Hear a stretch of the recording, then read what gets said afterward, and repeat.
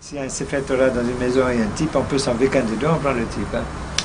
On ne prend pas le Sefer Torah. Hein. C'est sûr. Mais si notre religion n'était pas comme ça, elle n'aurait pas survécu.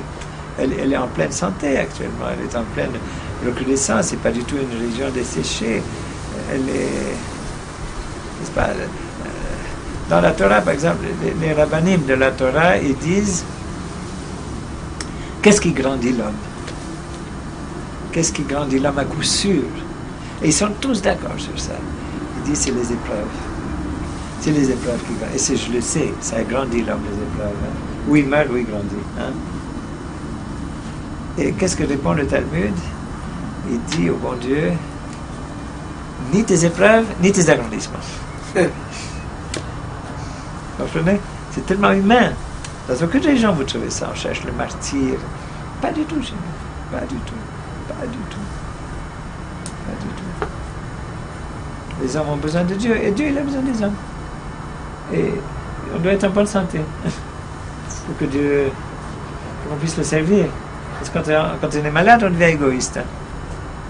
Alors, quand est-ce que vous avez rencontré la Torah, une approche? Bon, alors j'ai toujours su qu'il y avait un bon Dieu.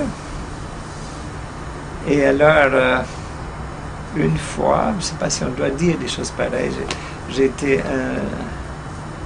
un jeune homme qui faisait des péchés toute la journée. Toute la journée. Je ne faisais jamais des mitzvot et toujours des péchés. C'est bien parce qu'après, au moment de la tchouva, vous connaissez le principe. Toutes les non-mitzvot deviennent automatiquement des mitzvot. C'est comme là. Si on se conduit comme il faut. Oui, dès le passage à la tchouva, tout ce qu'on a fait qui n'était pas conforme devient des mitzvot. Surtout qu'il y a quelquefois des péchés qu'il faut que vous fassiez des mitzvot. Par exemple, le type il a fait un très grand péché et il a décidé après toute sa vie de devenir pur à cause de ça. Alors ce péché deviendra une mitzvah parce qu'il l'a poussé à faire des milliers de mitzvot. Un seul péché, vous comprenez? Mais l'autre aspect des choses quand même, c'est que quand vous faites, disons, un péché et que vous avez le plaisir de ce péché et qu'après vous vous en empêchez parce que vous voulez respecter la Torah, il y a encore plus de force à trouver pour faire cette mitzvah, pour contrer cette envie et cette attirance. Celui qui n'a jamais connu quelque chose de non cachère, pour lui c'est plus facile que quelqu'un qui a mangé des loups. Et même on devrait arriver à ce que le plaisir qu'on a pris dans ce péché arrive à vous dégoûter complètement. C'est-à-dire qu'on n'a plus envie d'avoir ce plaisir. Au moment où on a une répugnance pour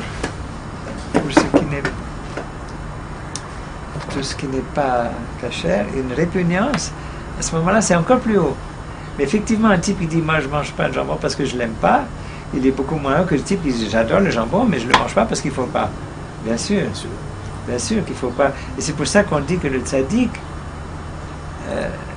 un juif normal, enfin un homme normal, mettons, j'aime pas trop faire de différence entre juif et non-juif, en séfarade, ashkenaz et pieux et non pieux, n'en parlons pas, mais un homme normal ne peut pas se tenir au pied d'un tzaddik. Il ne lui arrive pas à la cheville. N'est-ce pas? On dit que le tzaddik n'arrive pas au pied du Baal Tshuva, du repentant. N'est-ce pas? Il est beaucoup plus haut que lui. Pourquoi? Mais parce que le tzaddik, il y a beaucoup de raisons, mais enfin, il y en a une. Le tzaddik, on ne sait pas si vous le mettez dans le péché, s'il arrivera à en sortir. Et le repentant, il a pu en sortir. Donc... Mais je crois avoir entendu que il y avait aussi la symétrie. C'est-à-dire que le Baal Tshuva, là où le sadique se tient, il ne peut pas se tenir non plus. C'est-à-dire que lui, il n'a pas la connaissance de la pureté absolue.